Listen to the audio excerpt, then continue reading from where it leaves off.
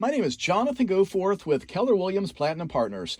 We are going to jump right into these 25 questions. You're going to learn a lot, but these questions are designed, they are handpicked to help you pass the real estate exam. So let's just jump right in. Number one, a contract for the sale of real estate under which the sale price is paid in periodic installments by the purchaser, who is in possession and holds equitable title, although actual title is retained by the seller until final payment, is a number one, contract for title, two, contract for deed, three, contract for real property, or four, contract for trust. Your answer is number two. That is a contract for deed. Contract for deed. That is the perfect explanation of what a contract for deed is. So screenshot that. I want to read it to you again because some of these are easier and this one's a little bit tougher. I wanted to start off with a typical kind of question you're going to see.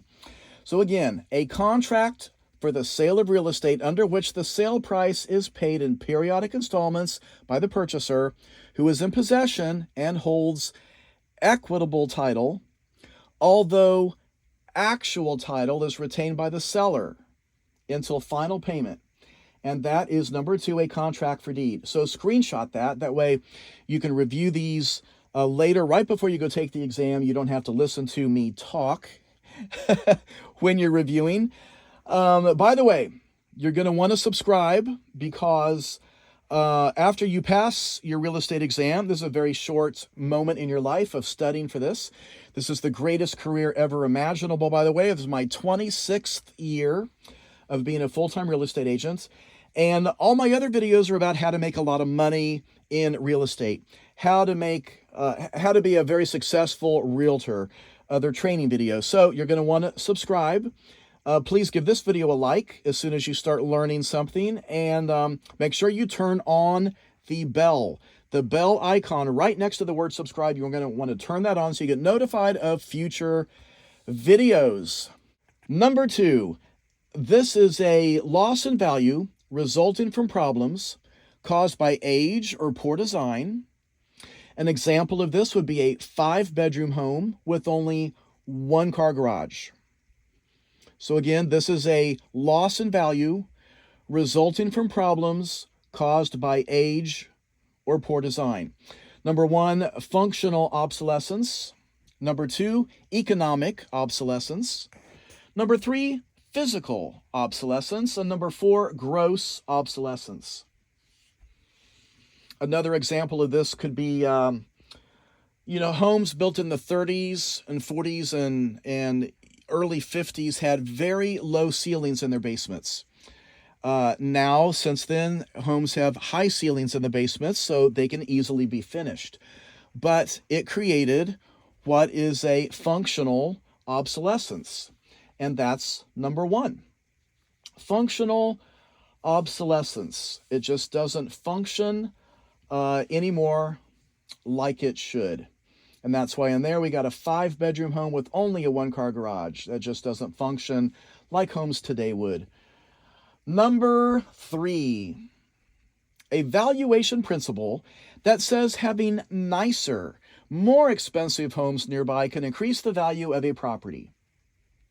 Now I'll tell you, before we read these choices, it's never really good for your long-term appreciation to have the most expensive home in the neighborhood, because everything else that surrounds it will drag it down in value. It will kind of just average it down in value.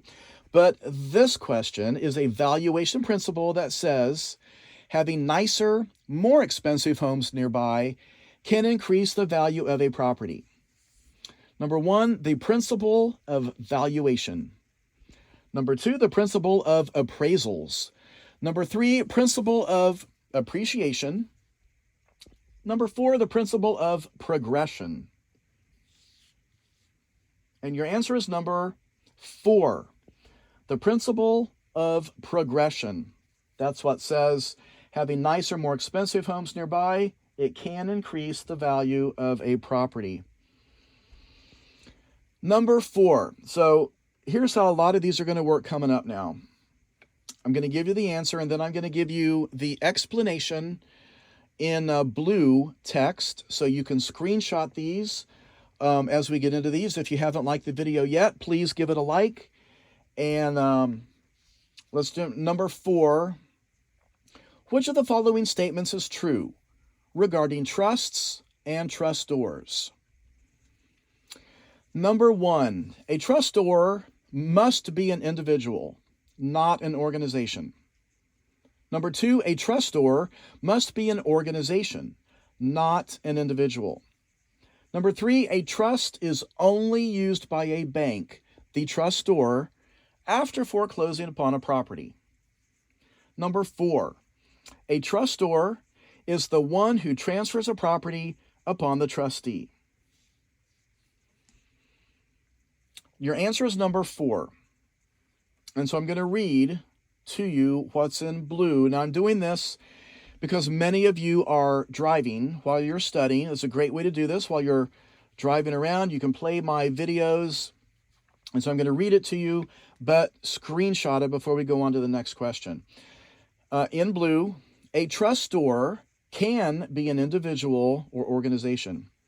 With a trust, the trustor transfers a property upon the second party for the benefit of the third party, the beneficiary. The trustee is required to manage the trust property in accordance with the trustor's wishes and also in the beneficiary's best interests. So a couple things I want you to remember, because this is a little complicated. It sounds complicated. A trustor, it can be an individual and it can be an organization. It can be any of that. And that right there eliminates option 1 and 2. And it eliminates 3, because it's not only be a bank, it can be an individual or an organization. So right there from that little phrase, you've eliminated the top 3 choices and you're left with answer number 4. Question 5. The process of a mortgage company making a number of loans and then assembling them in one group to be sold to an investor is called 1, package financing, 2, warehousing, 3, bundling, or 4, discounting.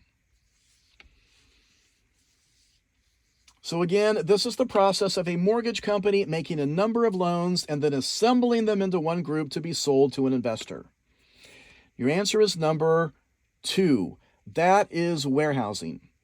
In blue, the process where banks and other lenders make mortgage loans to consumers for the purpose of quickly selling those loans on the secondary market is called warehousing. That's what warehousing is. Number 6, closing is always the blank step in executing a real estate transaction. The 4th step, the most important step, the final step, or the next to last step. So while you're thinking about that, I'll just tell you a tiny bit about me so you know who I am. So I'm Jonathan Goforth. I'm with Keller Williams Platinum Partners. I say that because that's a requirement. Could be a state test question. You always have to identify your brokerage in any form of marketing or advertising anytime you're ever talking about real estate. Social media, YouTube, Facebook, on a shirt, whatever you're doing, you always identify your brokerage. I've been selling for 26 years, and I had the privilege of being listed in Forbes magazine in 2019, 20, and 21 as one of the top market leaders in the country. And I got to be in Fortune magazine in 2021 on the top 500 list. So real estate's awesome. I'm excited that you are getting into it. This video is to help you pass. These questions are hand-picked for you. At the very end of this, there's going to be a link to 2 other videos. I have a lot of test questions, math questions, all kinds of advice on how to pass this exam. Let's do number 6 again. Closing is always the blank step in executing a real estate transaction. It's number 3, your final step. Closing is always the final step in executing a real estate transaction. Number 7, a married couple bought a lot for $40,000. They paid $20,000 cash, and the seller agreed to carry back the note with a trust deed for the balance. They are ready to build a large house, but in the process of obtaining financing, some of the lenders are having difficulties due to the absence of what?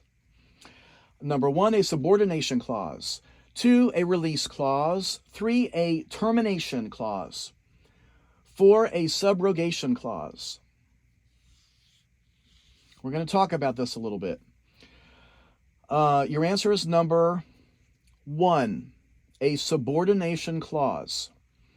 So here's how loans work, just so you understand how loans work when it comes to foreclosure. Whoever's loan is filed first takes priority in being paid off. Now, in a case of foreclosure, there is just not enough money to pay off all the loans.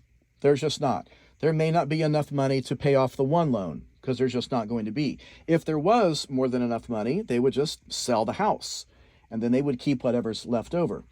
But typically in foreclosure, there's not enough money to pay off the loan or multiple loans. So in this case, what this is, they already have a loan on file for $20,000 loan held by the seller. And now they want to take out a large loan to build this house, which means for a lender, the loan, this big loan to build this house, would be in second place to be paid off. So if they go into foreclosure, the seller gets paid first, unless the seller on that first loan has a subordination clause. And they probably don't. I'm sure they wouldn't. So they're going to sit there in first place situation, and that is why it says they're in the process of obtaining financing, but some of the lenders are having difficulties due to the absence of what? It's the absence of a subordination clause, number 1. Now let's read in blue. A subordination clause is a clause in an agreement which states that the current claim on any debts will take priority over any other claims formed in other agreements made in the future. Subordination is the act of yielding priority. And that's what's missing in this question in that first loan. Therefore, they're not going to probably get any lender who is going to do that unless that seller who's carrying back that note will redo that loan and add that language into that to give subordination, which means the seller would be coming in second place, giving first place to be paid back to this bank. So just remember, that is what subordination is. Screenshot that. That's a very good question. You should know. Number 8. Which term best describes a real estate agent hired to perform a specific duty? And you're going to enjoy this question. You might not understand this one yet, but again, which term best describes a real estate agent hired to perform a specific duty? Number 1, a designated agent. 2, buyer's agent. 3, a special agent. Number 4, a specific agent. And your answer is number 3, a special agent. And in blue, a special agent is hired to perform a specific duty.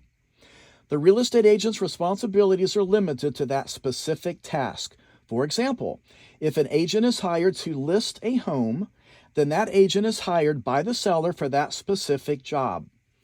After the transaction is complete, the agency relationship is over. And typically, that is what you are, that's what I am, is a special agent. Number 9, a loan to purchase a home that is not involving government assistance or participation in the form of guaranteeing, insuring, or direct lending is called a VA loan, a bill of sale, a conventional loan, or an FHA loan?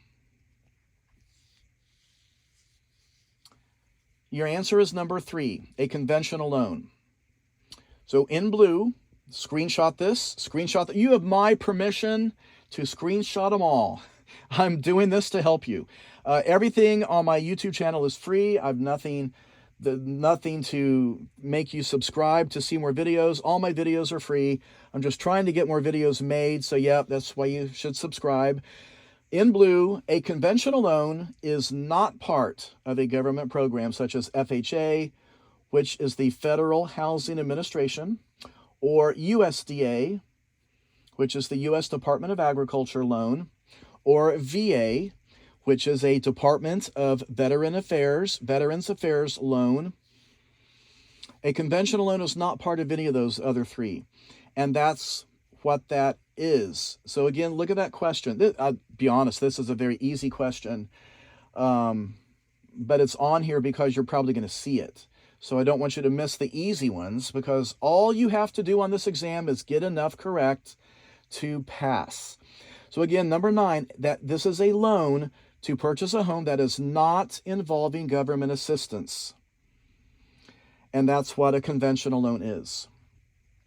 Number 10. Oh, this is a good question. This is a good question. When we do the answer to this, screenshot this one for sure. What does the bundle of rights include? Now, I hope you already know the answer to this. Hopefully, you're already reading your test material, whatever you have to study from. You've got to have this learned. Memorize this. Very important. Number 10, what does the bundle of rights include? Number 1, possession, control, illusion, enjoyment, disposition. Number 2, privilege, control, ownership, enjoyment, disposition. Look at my 4 answer choices. You'll see enjoyment and disposition are in all of them. So right there, you know 2 of those you need to be memorizing. Number 3, possession, control, exclusion, enjoyment, and disposition. And number 4, possession, ownership, privilege, enjoyment, disposition. That one will give you a headache, won't it? You need to know this, though. What does the bundle of rights include? There are 5 words you need to remember. So here's your answer. It's number 3. Possession, control, exclusion, enjoyment, and disposition. Now in blue, the bundle is made up of 5 different rights. The right of possession, the right of control, the right of exclusion, the right of enjoyment, the right of disposition. Screenshot it, memorize that. I'm going to be honest with you. A lot of the things that you're going to study, you will not use on a day-to-day basis in your career. Some of these you will use, but this is one that's a little harder because you're not going to use that. You're not going to walk around, talk to your buyer. You have the right of exclusion. You have the right of disposition. You're just not going to do that. So just memorize it. Number 11, what is an accounting term used to designate a payment or owing? So again, what is an accounting term used to designate a payment or owing? Now, I like this one because a lot of people get confused on this. You can see it just like that, very straightforward as a question, or you could see something like this used into a math question. By the way, I've got math videos, quite a few of them. Go back into my channel, back into last year, and you're going to see math questions. Those will help you so much because those math questions were handpicked from exams. Number 11, here we have, what's the accounting term used to designate a payment or owing? Number 1, amortize. No, it's not that. I'll just tell you that's not your answer. Number 2 is depreciate. It's not that either. But number 3, we've got credit. Number 4, we've got debit. And it's number 3 and 4 that will confuse a person. So what's the accounting term used to designate a payment? Your answer is number 4. The answer is debit. In blue, Think of a debit card that pays the bill at the moment you pay. A credit card racks up debt that you can pay later or not at all and only pay interest. Debits represent money being paid out of a particular account. So on a debit card, it's pulling the money off that card at the moment you pay. It's immediately taken out. You pay it. And that's what a debit is. Now, the reasons you need to understand these in real estate on every single closing, this is one of the practical questions. On a settlement statement, you're going to see a column for debits and a column for credits. And you have to know the difference. So that's when you're going to see expenses out of a seller's. When you get a listing and you're going over what the seller is going to get when you estimate their cash, and you're going to see it at the closing, their debits are their expenses. That's the things they are paying: commission, closing costs, property tax. That's their debits. Number 12. Oh, this is a good one. This is practical. This is something I want you to really understand.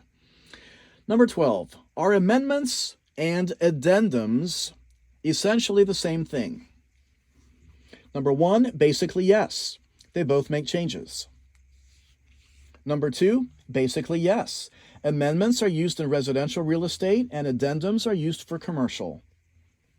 Number 3, no.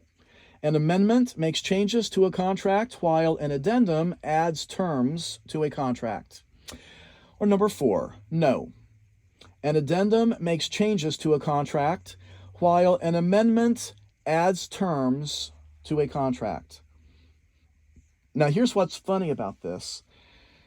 A lot of realtors get this wrong all the time. I've been doing this 26 years. I sell a lot of property. I've had a team of agents. Last year, we sold about 40 million. That's a lot of property. I've sold hundreds of homes. And I bump into agents constantly who get these confused. So your answer is number 3. So again, let's look at what that question is. Are amendments and addendums essentially the same thing? The answer is no. An amendment makes changes to a contract, while an addendum adds terms to a contract. So if you look at the word addendum, look at the first 3 letters. Add.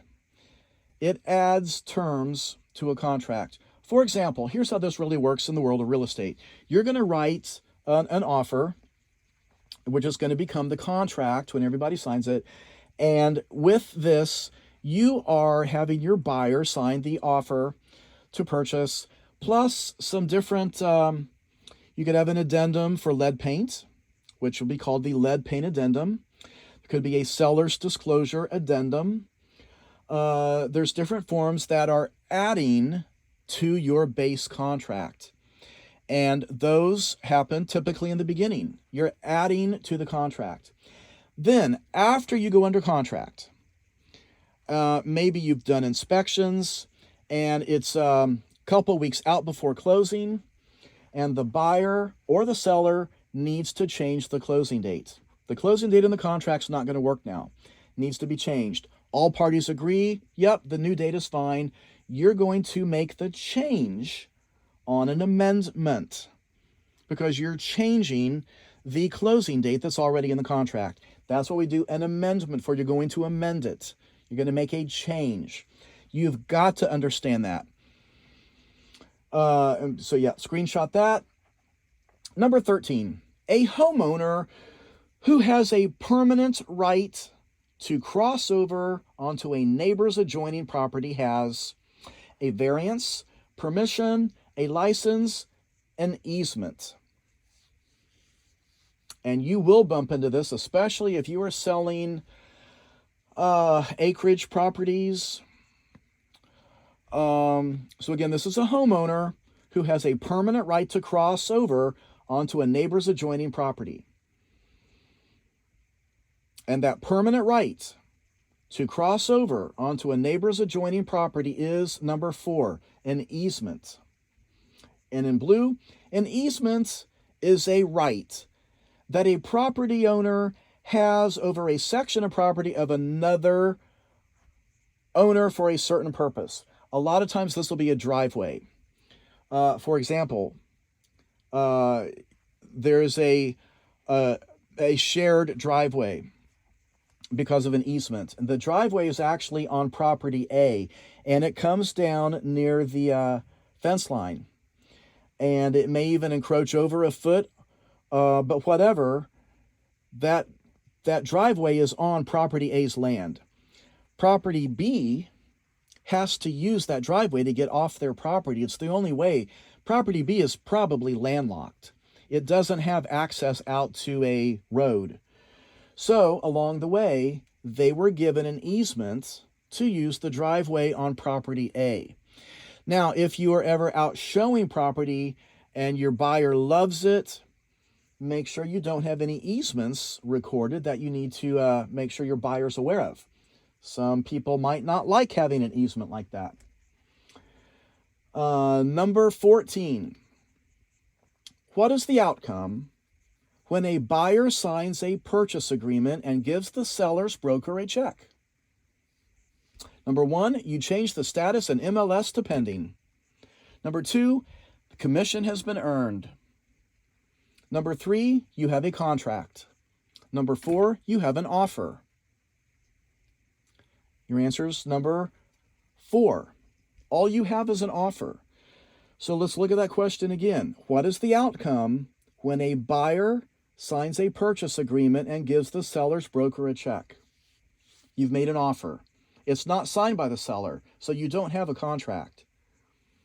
And since you don't have a contract, you don't have any commission earned, and you can't change it to MLS because you wouldn't change it to MLS anyway. That'd be something the listing agent would do, not you as the buyer's agent. But you don't have a contract, can't change it to pending yet. So all you have on that is an offer, number 4. Next question. When making an offer, a buyer wanted an attached basketball hoop to stay with the property and be included in the sale without having to pay extra for it. What would be the best way to accomplish this? Number 1, create a bill of sale for the basketball hoop to stay. Number 2, list the hoop as a fixture in the offer to purchase. Number 3, make an oral agreement between the seller and buyer on the side. Number 4, this is not possible because it violates inducement laws. Now, this is something that does happen on a regular basis. This is one of those things that you will use on a regular basis throughout your real estate career, because you're going to, where something like this is going to happen on the seller, because you'll notice it's already attached, but what's happened on the seller's disclosure, the seller has probably put on there, the basketball hoop does not stay. And because of that, it's not going to stay. It's attached. Normally it would stay. But in this case, it's not going to stay. This could happen when, let's say there's a pretty light fixture, an antique light fixture hanging over the kitchen table. It's been in the family for 60 years. They are saying it's not going to stay, but yet it's a light fixture. It's wired in. It's a fixture. It's attached. So what you're going to want to do is number 2. You're going to list the hoop as a fixture in the offer to purchase. So with your offer, you list the hoop as a fixture. And that's going to override whatever else might be in a seller's disclosure. So in blue, fixtures are automatically included in the sale price unless disclosed that they are not staying. Since the hoop would qualify as a fixture, it should be listed as staying in the offer to purchase. Now, that's your answer, number 2. So screenshot that. A word of advice, if you are a listing agent and you go on a listing appointment and the sellers, they say, we're ready to list it, but we've got this basketball hoop, it's attached to the goal out there, but the hoop, we got it from a 1968 basketball game. It was given to us from winning a championship game and we're taking it with us, then here's what your people need to do. They need to take it down before you list the house. Before you take pictures, remove it. Then you don't have to deal with an issue like this because now the buyer wants it and they want it for free. I love these questions coming up. Many of these are now brought to you by individuals who have recently taken the real estate exam, and these are going to help you pass. Puffing. I don't know if you guys have learned about puffing in all your reading material, but let's use puffing in the form of a test question to make sure you understand what puffing is. Puffing is, number one, an increase in listing inventory in a certain geographic area. Number two, it's the appreciation of home values. Number three, extravagant claims made by sellers during the advertising of their home. Number four, fraudulent claims made by sellers during the advertising of their home. So we need to talk about puffing. This involves you and your marketing, your listings, and how you talk about yourself when you are marketing yourself to get business on social media and flyers and whatever else you're sending out to your circle of influence. Puffing is number three. Puffing, in fact, number three, it's extravagant claims made by sellers during the advertising of their home. That's your answer on there.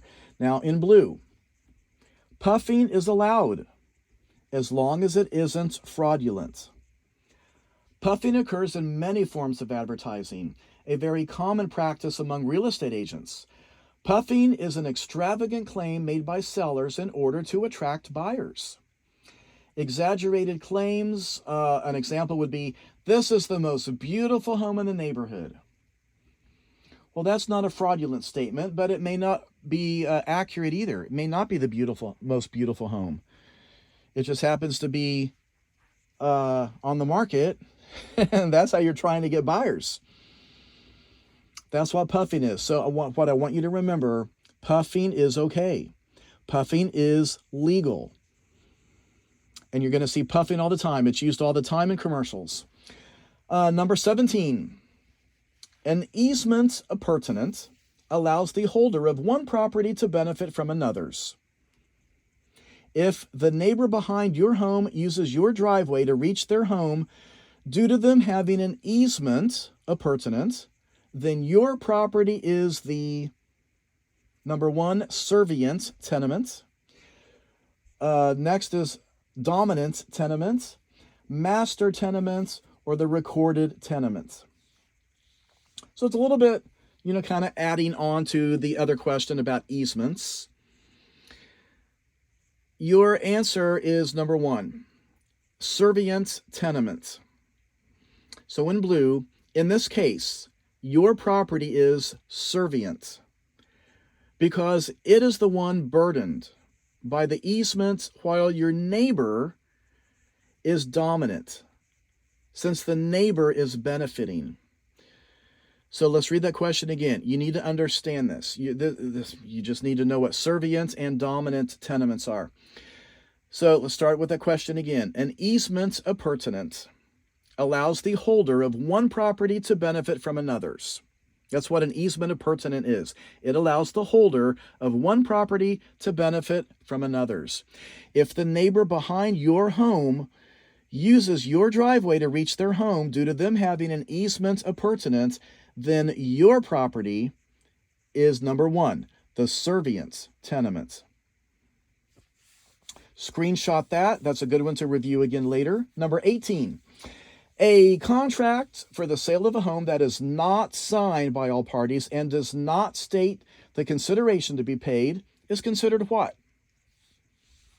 Number one, voidable. Number two, valid. Number three, void. Number four, valued. So you should know your material good enough to know it is not valid. So again, let's look at that question. A contract for the sale of a home that is not signed by the parties and it does not state the consideration to be paid, it's considered what? So we can probably narrow this down to two choices. This is what I want you to do when you take the exam. In fact, I just did a question. If you go back one or two, I've got tips on how to pass an exam. See, here's how an exam like this works. It's like an ACT. There is no way to test a person's actual knowledge. They could pull this from 10,000 different questions. So they're just going to pull a sampling of questions to see how you do. Now, theoretically, you could guess all the questions correct, right? I mean, you could guess and get all of them correct. Just like on an ACT, you could guess and guess all of them correct and get a perfect ACT score. But however, it's not going to happen like that. So what you need to do first on question 18, can we eliminate any of these four choices? Yeah, let's eliminate number 2. And it's valued number 4. I don't even know what that is. So if you see a term, if you see a term that you've just not heard of, it's probably made up. You got to put yourself in the position of the test question makers. They create a question to test what you know, to see if you understand real estate. Then they got to put the correct answer in there. But then they got to make up 3 other choices to try to trick you. So in this case, number 4 is, I don't even know what that is. So let's get it down to answer choices number 1 or number 3. So is that contract that's not signed by the parties and it doesn't state the consideration to be paid, is it voidable or is it void? So your answer is number 3. It's void. So read with me in blue.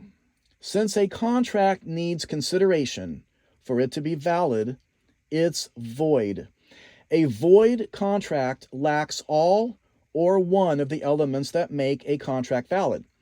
It's not voidable because voidable contracts have the requirements to be enforceable.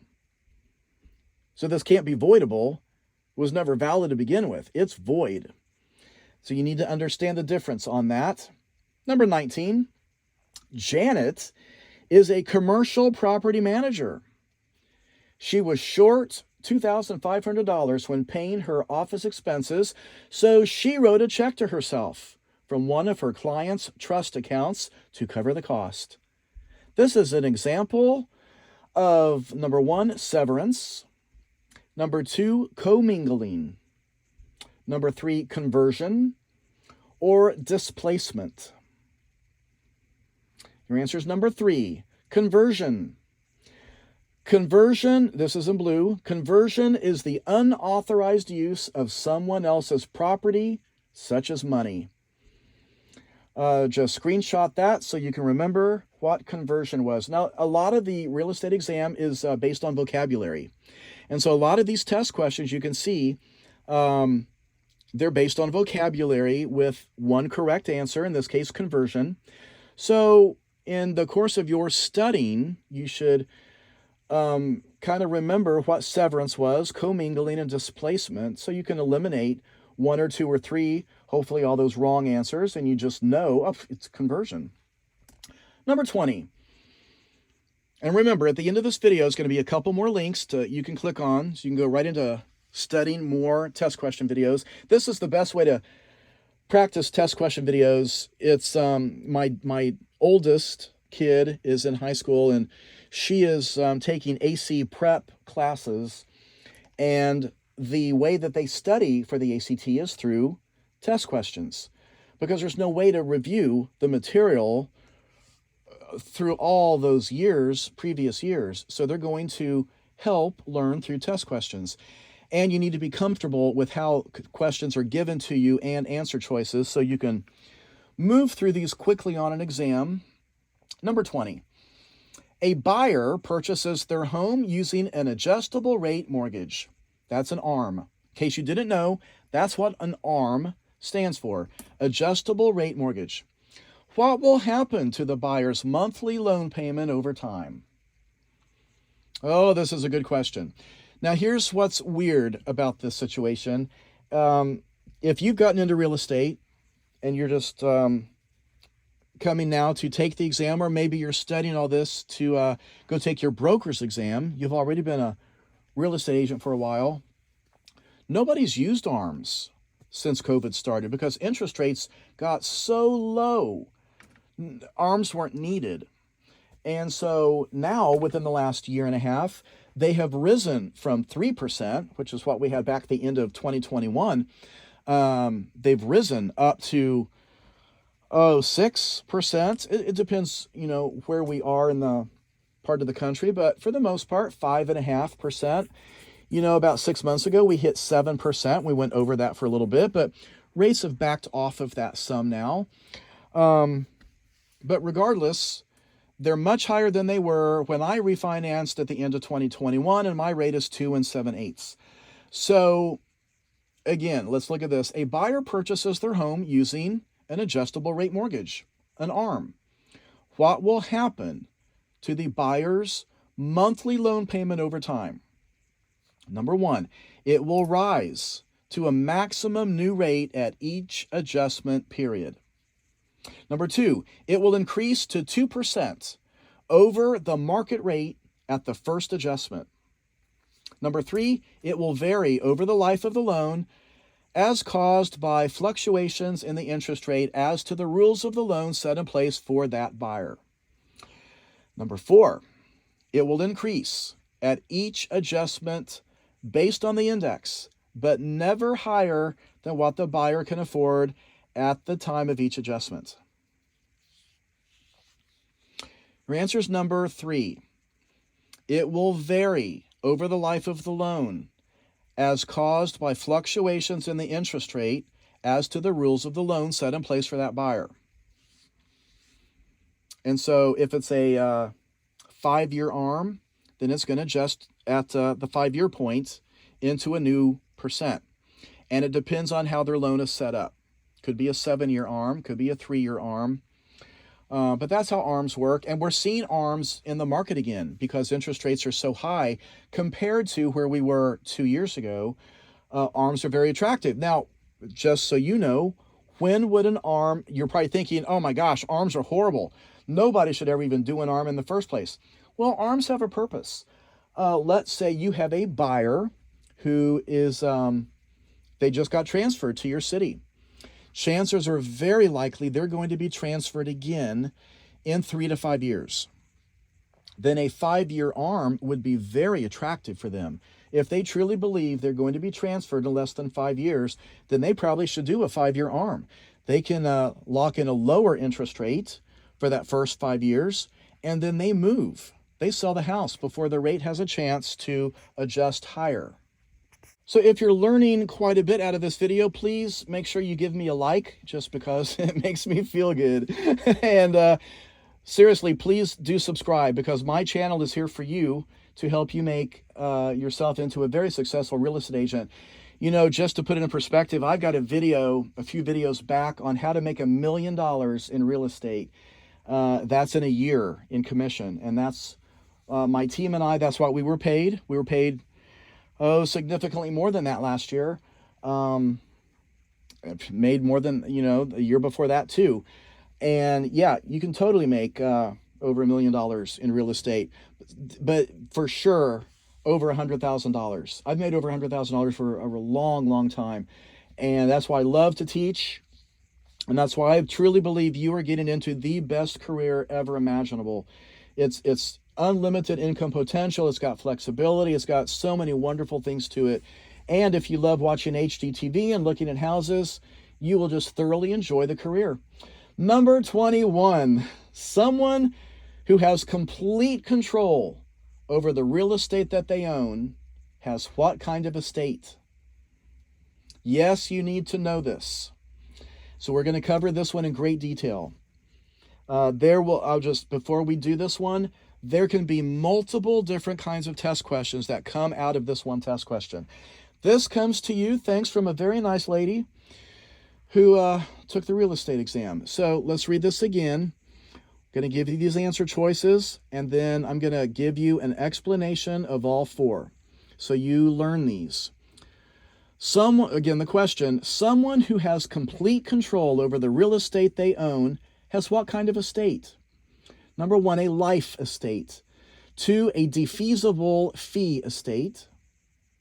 Number 3, a leasehold estate. Number 4, a fee simple estate. So let's look at what all of these are. This way you can understand all of them, because you could be given a question about what's a life estate. You could be given another question. What is a defeasible fee estate? So here's your answer is number 4. Now let's look at number 1. What is a life estate? A life estate, well, this gives a person control only during their life. Number 2, a defeasible fee estate. This gives control only so long as certain conditions are met or avoided. An example might be a prohibition of using the property for hunting on the sale of a ranch. Should the new owner allow hunting on the property in the future, the previous owner could initiate legal action to retake it. Number 3, a leasehold estate. Well, see the word lease in it. That's kind of a giveaway to help you remember it. This is used when leasing property. And then there's number 4, a fee simple estate. Right there underlined, this provides the most control possible. So I want you to remember, fee simple. It provides the most control possible, while the other options all have limitations due to the conditions. All right, screenshot that one. Now, number 22.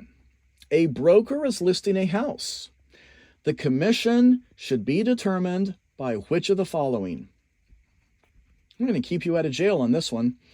So again, a broker is listing a house. The commission should be determined by which of the following? Number 1, use a commission rate negotiated with that homeowner. Number 2, use the standard rate set by the real estate commission. Number 3, use the fixed rate that all the other brokerages use. Number 4, commission is not negotiable, so you must use the preset commission rate that is set by your local real estate board. I have a feeling you will see this on your exam. This is one of those test questions that they are going to hit you with. They want to make sure you know an answer to this. Now we're going to talk about why. Your answer is number 1. I'm going to, this is a big one. This is a very big topic right now in the world of real estate, because NAR and certain brokerages are being sued over this one thing, and it's in court because some people out there believe that commissions have been fixed, and there is no price fixing in real estate. That's a crime. It's illegal to do any form of price fixing. There is no fixed rates. There are no standard rates. And so your answer is number 1. You are to use a commission rate negotiated with that homeowner. It's what I want you to remember. Commissions are negotiable. Commissions are negotiable. You've got to remember that. Commissions are negotiable.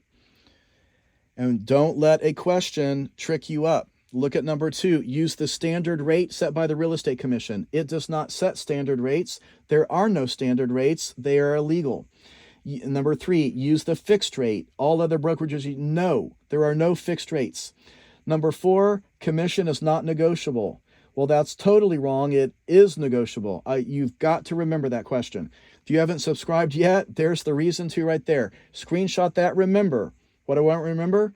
Commission is negotiated. It's negotiable. All right, number 23. Of the following choices, what is consideration in a real estate contract? So this is a vocabulary word. What is consideration? Number 1, a promise. Number 2, it's work. Number 3, it's money. Number 4, all of the above. So what is consideration? It's all of the above. So in blue, read with me. Consideration is needed for a contract to be valid. Read that again. Consideration is needed for a contract to be valid. You got to remember that. Is it needed for a contract to be valid? Yes. Consideration is needed. So, consideration is anything of legal value that is offered in exchange by one party for something of value from another party. Various forms of consideration include money, a promise to perform, work, or an exchange of property. Consideration is the earnest money in the contract. That's what this is. This is the earnest money. Now, if you're out in a very rural area, maybe somebody's going to buy a farm, and so their consideration, their earnest money, is coming in the form of 50 chickens. That's what they are going to give the seller instead of cash money. That's what they're going to give for their form of value. Does that count? Absolutely. You can give a promise of working. If there is true value to it and the seller agrees to that, absolutely, that counts for consideration. So that's all of the above. Next question. Which of the following is not a zoning control? Which of the following is not a zoning control? Now, when you read a question like this, I want you to just remember, here's a couple of ways when you take multiple choice exams, depending on how comfortable you feel with some of these. Many times, if you get a huge paragraph, which some of your test questions will come in the form of a large paragraph, sometimes you want to read your 4 answer choices first. Kind of get an idea of your head of what this question's about. What is this question looking for in its answer choices? But in this case, which of the following is not a zoning control? Number 1, building height restrictions. Building height restrictions. Number 2, restricting and controlling the use of land for agricultural, multifamily, and single-family construction. Number 3, placing restrictions and having control of rental prices. Number 4, restricting the types of businesses that can be built within a certain distance of schools. So which of the following is not a zoning control? All of those are zoning controls except number 3. So number 3 is your answer. Zoning does not have any control of rental prices. And our last question. So again, you're going to see a couple links pop up along the way, but make sure you keep studying. Click on one of those. I'm going to be making very soon a follow-up to this, which will be questions 26 through 50. But I have not made that yet. I'm working on getting those test questions for you to practice with. Number 25, the right of a county, city, or state to take private property is known as eminent domain, condemnation, right of first refusal, or severance. Let's eliminate 2 of those. Let's talk about number 3. So remember, this is the right of a county, city, or state to take private property, and it's known as, is it number 3? Is it the right of first refusal? No. The right of first refusal is when you list a home and it goes under contract, and the neighbors who are adjoining that property, typically it's on either side or behind, possibly across the street also, they have the first right of refusal. So the contract is presented to them and say, we have a contract on this property. Do you want to buy it for the same price? And it goes to those surrounding people first, surrounding neighbors. They get the first right to refuse. For example, here in Kansas City, there is a lake community, and the neighbors get first right of refusal. And many of them do buy the house next door so that they can either knock it down and extend their property, or they'll just buy it, maybe to get their boat dock. And that does happen every once in a while. So that's not the answer for this. That's not the right of a county or a city or a state. It's not severance either. So we're going to narrow that down to number 1 and 2. Here's your answer.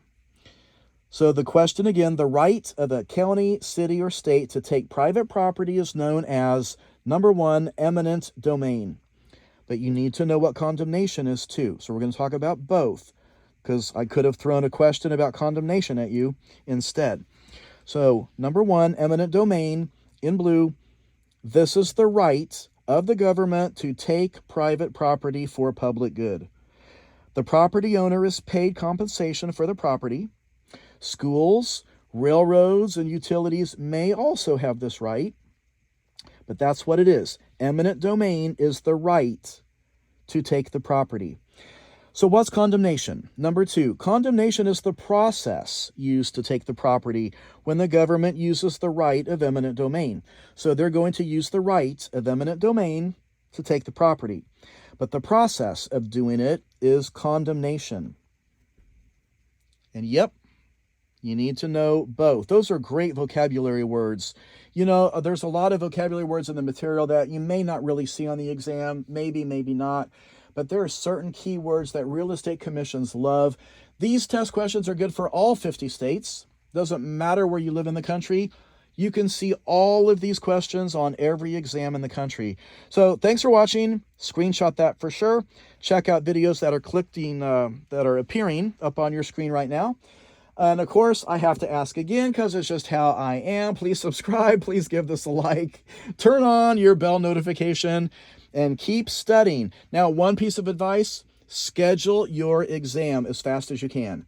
Don't study and study and study and study for a week or 2 or 3 weeks. Don't drag this out. Cram it all in as fast as you can.